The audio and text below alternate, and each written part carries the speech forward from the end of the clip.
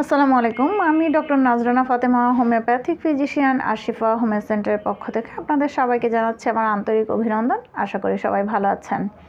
আজকে একটি সাইনোভাইটিসের case share করব।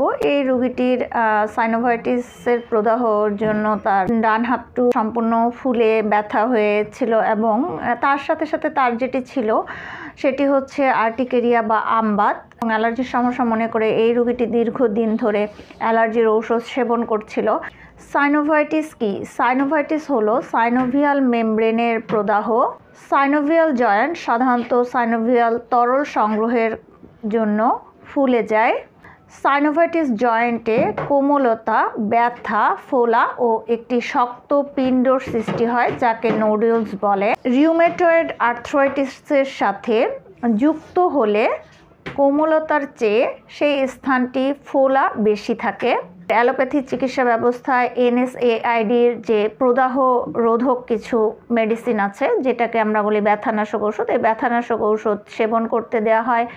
স্টেরয়েড ইনজেকশন সরাসরি সেই আক্রান্ত জয়েন্টে দেওয়া হয়।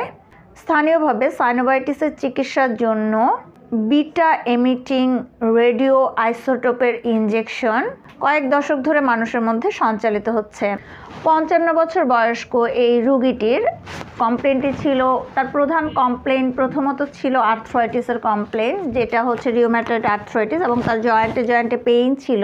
আর্টিকেরিয়ার সমস্যা ছিল, যখনই যে স্থান তিনি চুলকাতেন সেই স্থানটি ফুলে উঠত, এবং তারপরেই তার যে মূল কমপ্লেনটি ছিল সেটি হচ্ছে সাইনোভাইটিসের সমস্যা। এবং সাইনোভাইটিসের সমস্যা এবং আর্টিকেরিয়ার জন্য তিনি আমার কাছে চিকিৎসা নিতে এসেছিলেন গত 23/11/24, এবং শুকর আলহামদুলিল্লাহ আজকে আমি আমার এই ভিডিও শেষে আপনাদেরকে দেখাবো। আজকেও আমি তাকে 19/12/24 তাকে ওষুধ দিয়ে দিয়েছি, এবং তার ডায়াবেটিস আছে, প্রেশার আছে, সেই কারণে কিন্তু তার যে চিকিৎসা এটি কিন্তু চলমান আছে। কিন্তু তিনি যে মূল কমপ্লেনটি নিয়ে এসেছিলেন সেটি হচ্ছে সাইনোভাইটিসের সমস্যা। তার হাঁটুর যে জয়েন্ট সেই জায়গায় প্রচণ্ড চুলকানি শুরু হয় এবং চুলকাতে চুলকাতে সেই স্থানটি ফুলে যায়। আজকে আমি যেটি দেখাবো তার কিওর কেসের যে ভিডিওটি, সেটি আমি এই ভিডিওর শেষে আপনাদের সাথে শেয়ার করব। আপনারা দেখলে বুঝতে পারবেন যে 1 মাসের মাথায় তিনি নিজের মুখেই বলছেন যে ওই জায়গার যে সম্পূর্ণ প্রবলেম যেটি ছিল এটি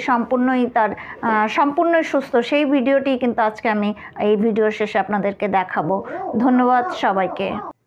এই জায়গাগুলোয় এই পুরাটা জায়গায় ফুলে ছিল, ফুলে এখানে পেইন ছিল, অনেক বেশি ফোলা ছিল, লাল হয়ে গেছিল। এটা এখন সম্পূর্ণভাবে সেরে গেছে। হ্যাঁ, এখন কোনো সমস্যা নাই এই জায়গায় পায়ের। এখন এই গিরাগুলি খালি ব্যথা, এই গিরাগুলিতে শুধু ব্যথা।